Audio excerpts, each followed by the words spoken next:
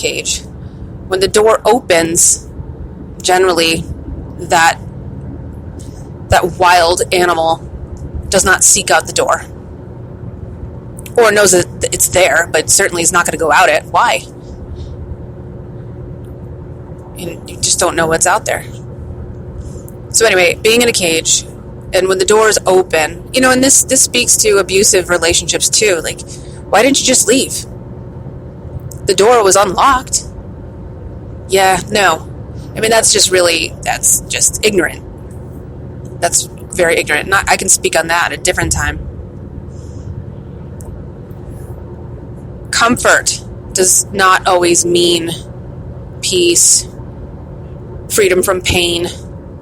Comfort is just knowing what's coming next. And if that means that you're going to be ignored or hit even if you do something, at least you already know the consequence before it happens. That's comfort. It sucks. And it seems against our better judgment, but anyway, I'm getting off track. So, just because the door is open doesn't mean you walk out. Because the consequences of walking out could mean that you lose your ability to survive. I would have lost, if I just walked away, I would have lost the roof over my head. I had nothing. No money, no savings, no 401k, none of that stuff. I had nothing. So I stayed in my trap. And long story short, which I don't want to gloss over, but I don't want to bore anybody either. No, and that deserves a show on its own. Long story short, it took me a long time to walk out the door. And then once I walked out the door, there was a lot of uncomfortable experiences. A lot.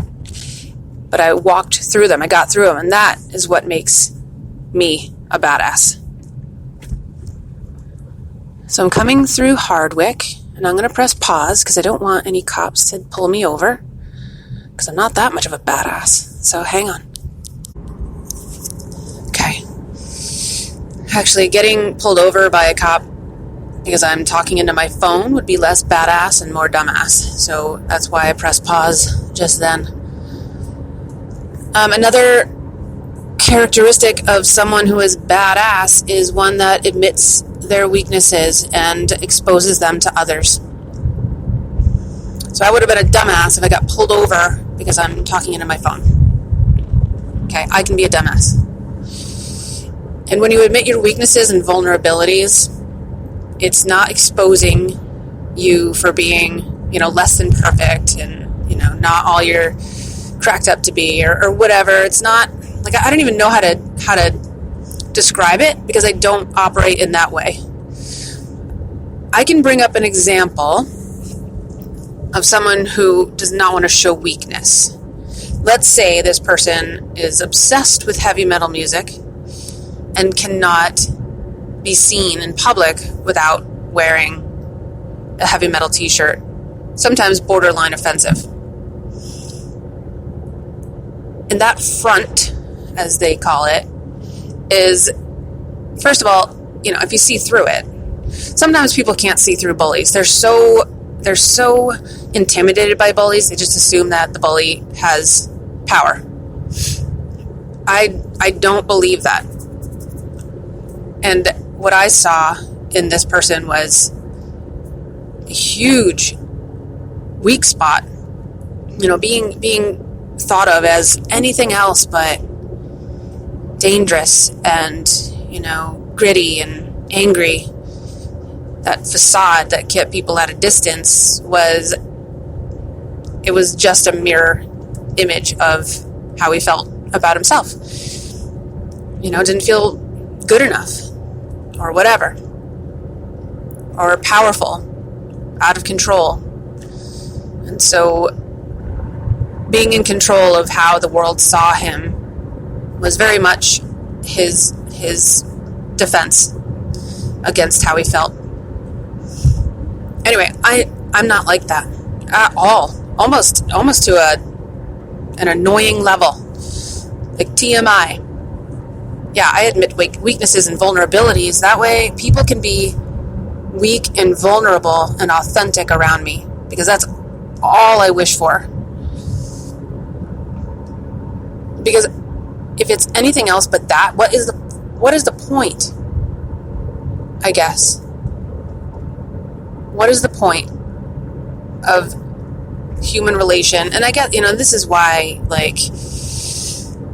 and I've noticed this about myself, and it's taken me a while to figure out why I get so uncomfortable in situations. What's a good word? Like if I'm walking into a fancy hotel for a conference, and you got to conduct yourself in a certain way. These social rules that are arbitrary, they make me sweat. They make me shake. They make me want to vomit in my mouth. I hate it. And I've had to teach myself to be comfortable with that.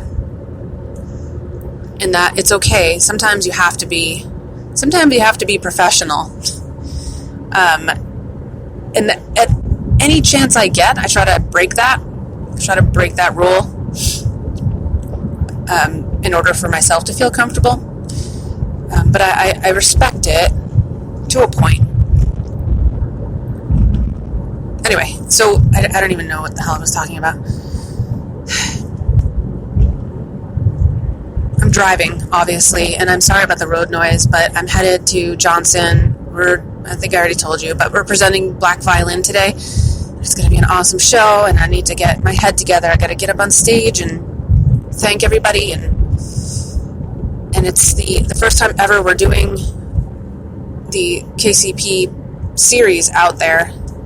So we're going to be speaking to an audience that doesn't know us. So I got to tell them who I am and what we do, and how we have 4 awesome shows coming their way this season. So I'm really looking forward to that. And I'm not afraid to get up on that stage because, and I guess this is circling back a little bit, these are like eddies in the river. I get caught up in thoughts that start to spin, and the thread is still there. It's all still the same water, but it takes on a different formation. I'm not afraid to get up on stage and talk to people. And I was telling someone this weekend that to be effective, for me to be able to connect with the energy of the people around me, I need to be in the thick of it. I need to be with them. I need to understand them at a human level, not every detail. I need to feel the energy of the room. And then I need to speak to people by looking into their eyes. And so things that throw me off. 1, alcohol. I'll never drink before I get on stage. Never. 2, when those friggin' lights are shining right in my eyes and I can't see the people out there, that throws me off. For some people, that's great. You can't see anybody out there, so you just talk like no one's there. I can't do that. I have to see the people from the front to the back and speak directly to them. And that makes me a badass. It doesn't. If you are afraid of doing that, that doesn't mean that you're not a badass.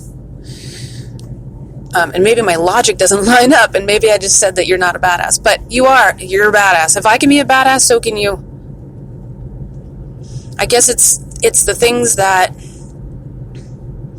when we challenge ourselves and we meet the challenge, when we're our best friend in the room, when we can walk into a situation even when we're in deep fear, then you're a badass. So I'm coming into Walcott, and I don't know how long I've got until I get there, but I should probably pay more attention. I should probably stop doing this. But I think this was decent.